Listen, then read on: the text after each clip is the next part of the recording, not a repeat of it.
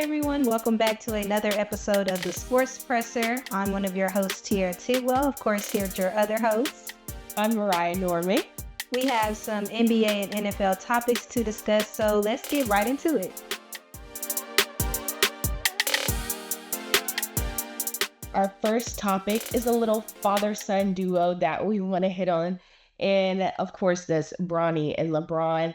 If you did not know, which, it's all over everywhere, Bronny was drafted to the Lakers. Meanwhile, his dad has extended done a 2-year contract. And so it is official that Bronny will be playing with his dad. And so that whole thing has brought up a lot of discrepancy on social media. Bronny only played ball for 1 year at USC, was it correctly? At USC. And while he played, he probably did not do his best. Meanwhile, he was a freshman. And just after 1 year of playing in college, he was drafted to play pro. So, Teirrah, what is your perspective on this whole situation?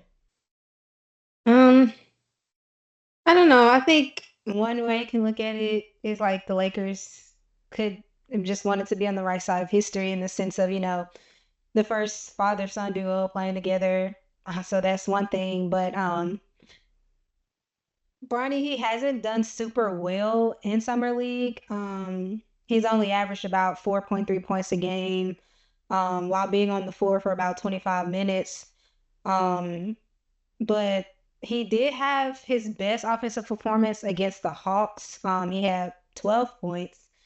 But I think he's performed better on the defensive end because I think over the first few games, he had about 12 rebounds and 5 steals and 3 blocks. But I think this may be my favorite thing to say because I've said it before, but I think you just have to give it time. I know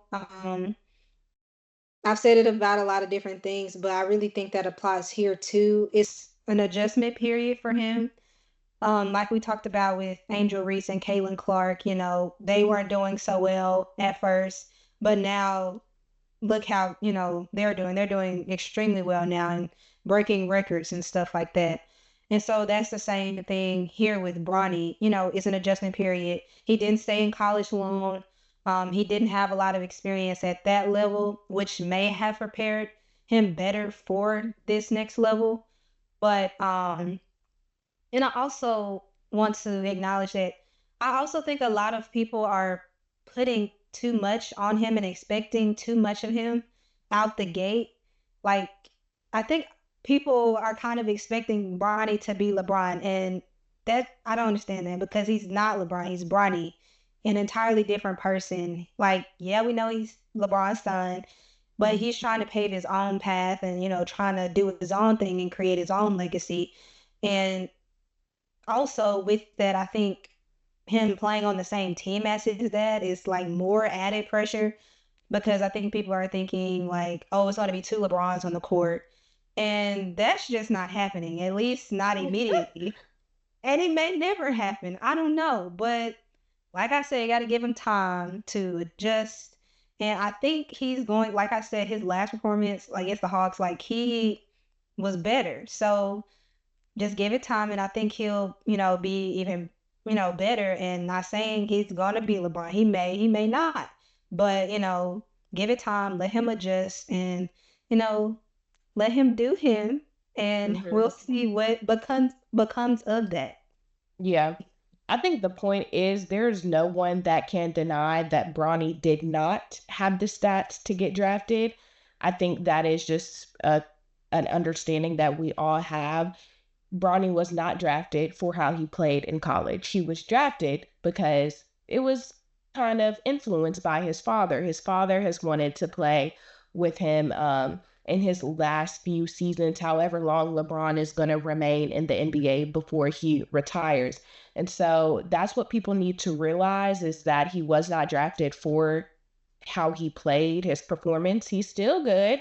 But he hasn't had the chance to prove himself like all other college athletes do in college to advance to pro. And so that's why he was drafted, but was because of his father. And even that scenario still has a lot of people upset because he feels like he has just ripped the spot from someone else who is more deserving of it. But I did hear on a sports talk show where they were just saying, has LeBron not done enough for the NBA to just not get this one thing, which is to play with his son, be on the right side of history, like you said, of having a father son duo.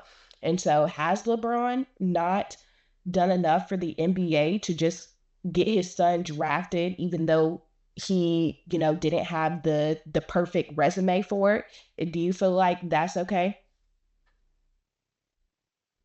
I don't know. I feel like, the point of all of this is for teams. They want to win. And the point of the draft is to get players to add to their roster. They're the people that they feel like are maybe missing pieces to their team.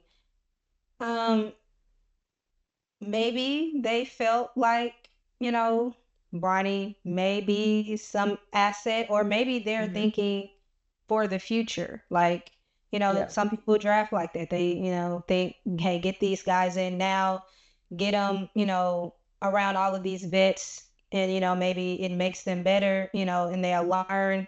And then when they retire, when they're gone, then they can step up. So I feel like that will kind of be the situation here. I know, like you said, LeBron had a lot of influence on that. And, if it was anybody else, it probably wouldn't have, No, happened like it would that. But not. um, I feel like Yeah. it'll be a learning opportunity for Bronny, like I said, just to be able to be around his dad and his greatness and all the other vets Mhm. around him. I think it'll, be good for him and maybe even the Lakers. Like it may end up being like a great pick, but we just haven't seen enough yet. Like I think it will eventually come though. One thing I do want to know before, like, we move on to another topic is I wonder how that dynamic is because it'd be different if he was able to go play for his own NBA team. But I do know if he had his son get drafted, he would want him to get some playing time. So I wonder how that dynamic is of LeBron having some influence on the team with the coaches of, put my son on the court. And this is a crucial game, or this we gotta play a different type of game without Bronny. So I wonder how that dynamic is going to be. Where is LeBron going to still trying to use his influence to get Bronny to play now? I mean, he's already got him on the team. Is he going to use his influence to get him to play? Or is he now stepping back and like, okay, well, if y'all keep him benched, then do that. Or, put my son on the court. So I don't know. That'll I be don't know. interesting to see like how much playing time he gets and what he does with that playing time. Exactly. Which another thing is college is an important time of growth. Playing I mean, not that college is they're not good, but I mean, you just have a time to prepare yourself before being pro. And so you don't want to be selfish as a father to, do and make history and have your son on the team and then not give him the opportunity to grow in himself and what he can be as a player and a valuable one at that, without putting him into a situation where he's just not ready. That happens to a lot of people. There are situations when you're just not ready, and so you don't want that to be discouragement to him. You don't want that to be just something to turn him off from the game because he was placed too early. So I don't know. We'll see. We'll see. Yeah.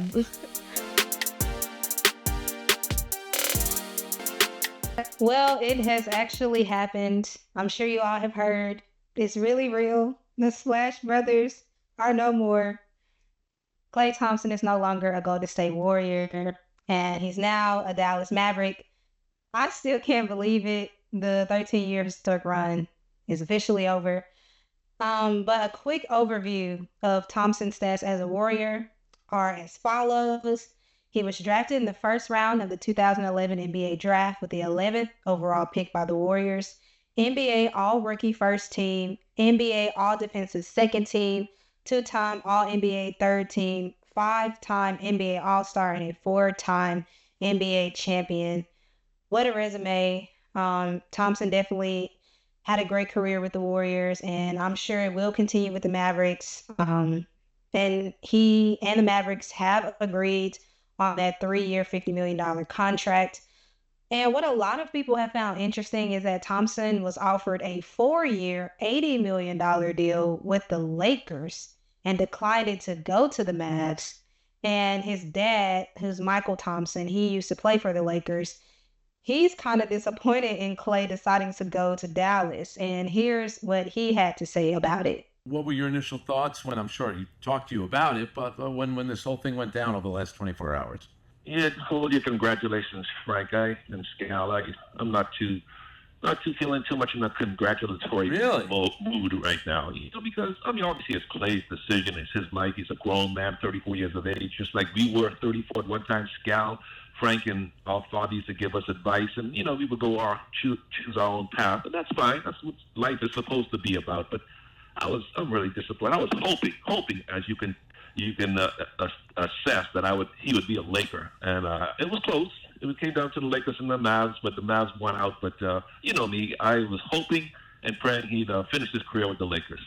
How close was it, and how involved did you get in trying to connect that? When he told me that the Lakers were talking to him and or going to talk to him, and the Mavs too, obviously I tried to sell playing for the Lakers.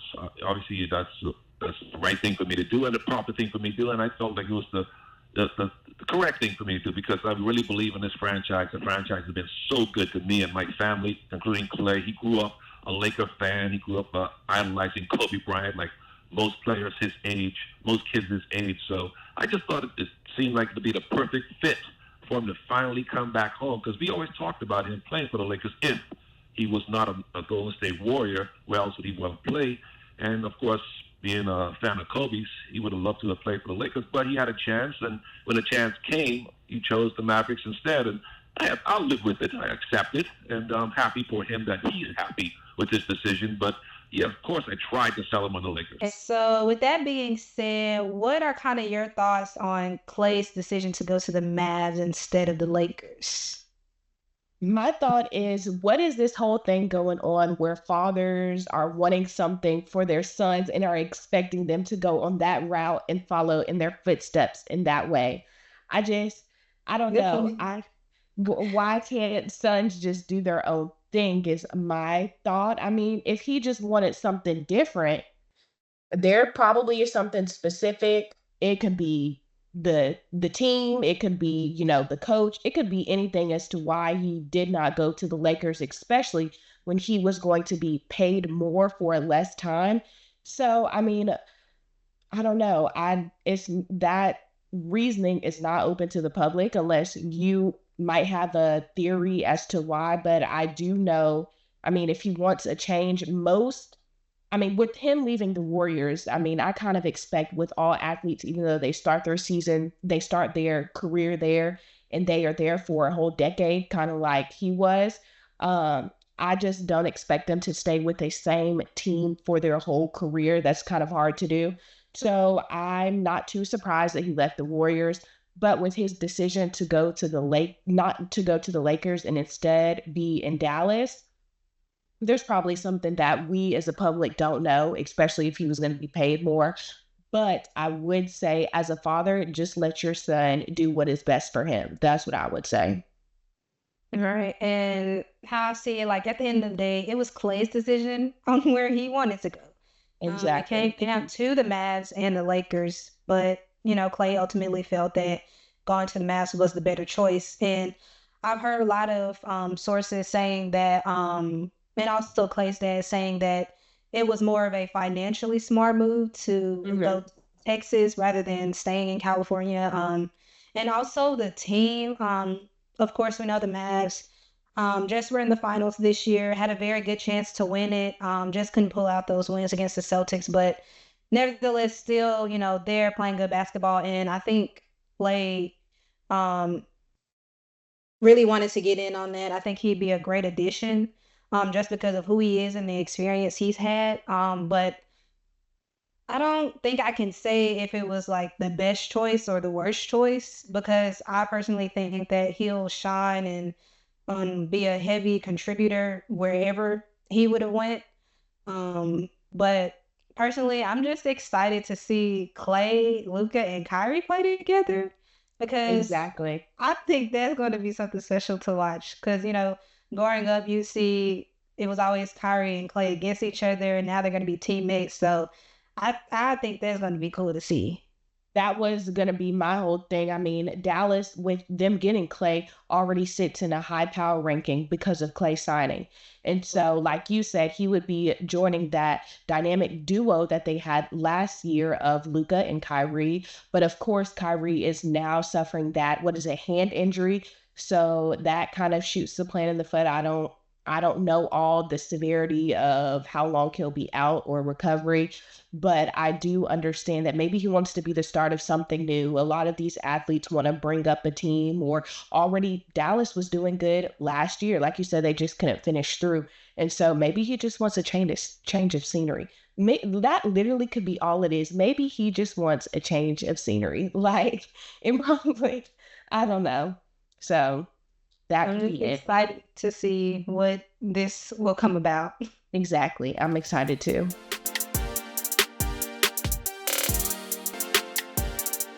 So Tyreek Hill went on live and he gave his top 5 quarterbacks in the NFL right now. And some people are saying it's a questionable list, and I kind of agree with that. But here's his list if you haven't heard it. Top 5 quarterbacks in the league: Patrick, Tua, Lamar, Dak, Baker Mayfield. I personally thought the list was okay, but I was really shocked when he got to the last name on that list because what? Baker Mayfield? I don't know about that. But what what are your thoughts on the list? Like, do you agree with the list? And if not, who would be on your list of top 5 quarterbacks in the NFL right now? Obviously, his top two are his QBs. So that is why they are the top two, which, I mean, the stats do kind of support them being on the list in general. I'm not saying them being one or two. I mean, Tua, he's a great passer, leads in the NFL, but a decent rusher, which is okay. And who did he have as one? Patrick Yeah, Patrick Mahomes? within 2 was 2. Patrick is a decent QB. Of course, his team overall is what keeps them, doing well during the season. But I mean, he's a decent quarterback. So, of course, those were the first two. I also agree with Lamar because he's a leading rusher. Of course, that's not necessarily what leads to a successful team in general, but he was just talking about QBs. So I can agree with Lamar Jackson. Dak is decent all around, which I know you're going to have a lot to say about him. Is decent all around. I really agree down to number 5. Um, so 1 through 4, I can see, but Baker Mayfield is the one who I'm kind of like, we have Joe Burrow, we have Josh Allen. So between those three, it's kind of like a toss up of him being replaced out of that because I really don't see his impact on being on the top 5 QB list. Yeah, I agree. And like you said, for me, I understand Patrick Mahomes being there. That's kind of a no-brainer in my head. Yeah. His resume is self-explanatory. And I think, like you said, they played together. So, of course, he's going to be on that list. Now, getting to Tua, I kind of raised my eyebrow on that one. Really? But Why? of course, because, he's going to say Tua, that's his quarterback. I think, of course, he's going to be on the list and high on the list. But He's a great passer, though. true. He leads in the NFL.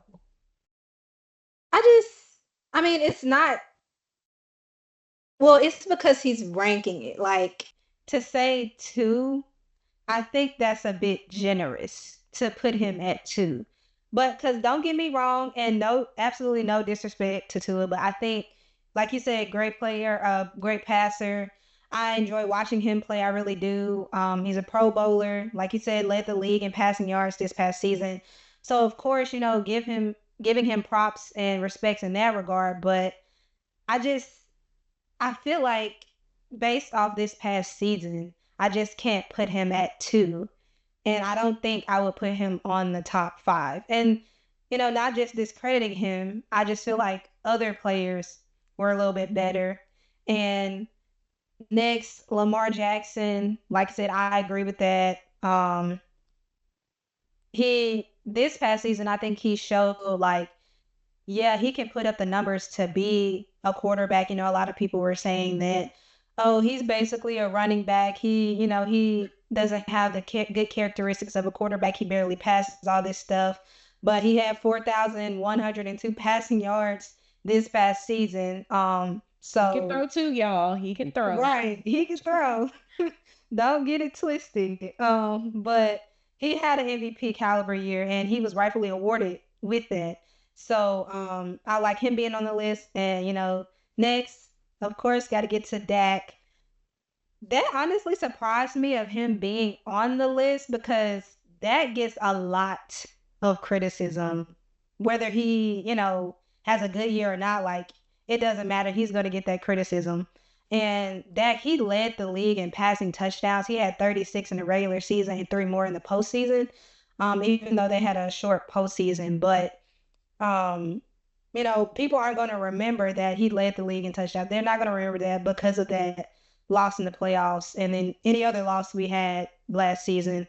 But not being biased, I really do think Dak also had an MVP caliber year, but it was overshadowed with the losses. But again, like I said, not being biased, but I do like Dak being on the list. And Baker So Mayfield, you want him at what number do you want Dak at? I think it's hard for me I'm not putting him top. I would think I would keep him at 4 or even bump him down to 5. Okay, I can agree with that. He's all around. Dak is good. He's decent all around. Of course, it's more with the offense, his offense and the defense as to why you don't ever see them succeeding. But I think he's a good QB. I do too. And last on the list, Baker Mayfield.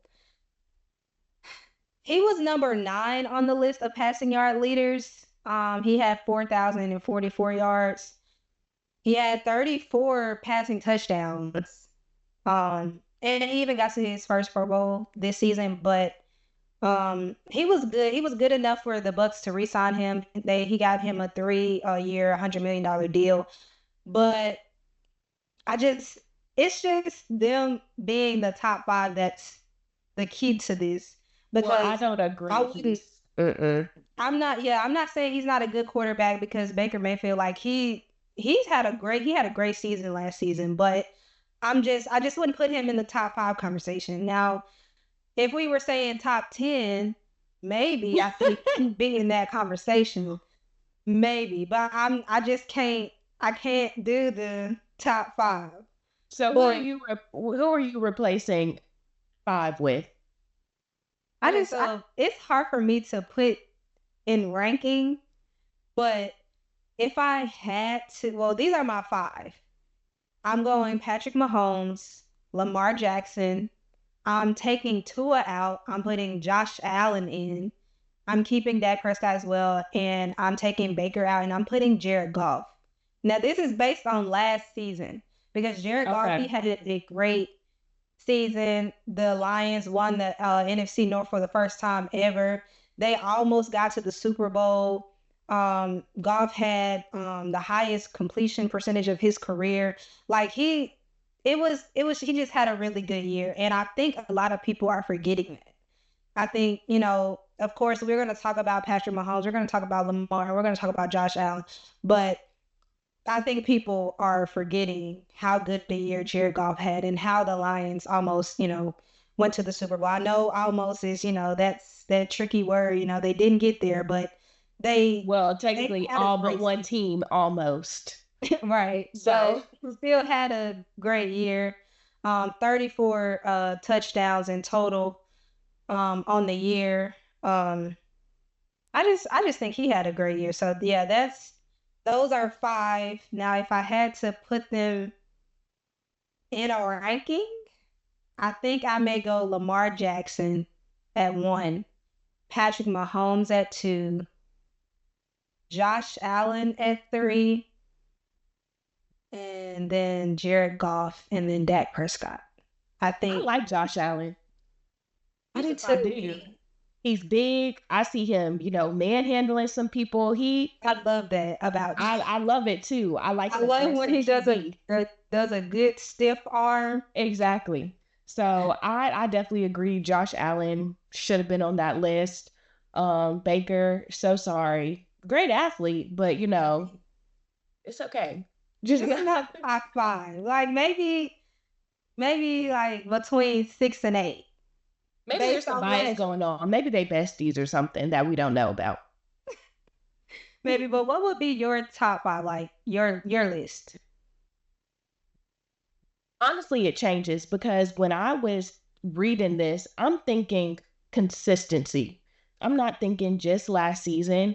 I didn't know too much of whether Tyreek was saying because of last season or because of overall, just like currently, who's in the game consistently. So I agree with your list because I forgot about Jared Goff and how good he did last season. So I'm forgetting. yeah, I think it's just because the team he's on, but but so I agree with your list. Consistently, of course, Patrick. Consistently, I mean, Dak consistency. Like I said, it's his team. Yeah.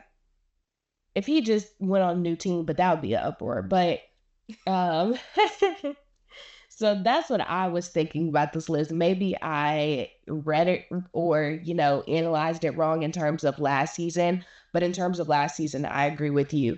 But at the end of the day, take this with a grain of salt. He just don't lie. Like I said, he probably has some bias going on. Baker probably his bestie. He was texting him before he went on live. Like, just take this with a grain of salt. Yeah, All these QBs are good.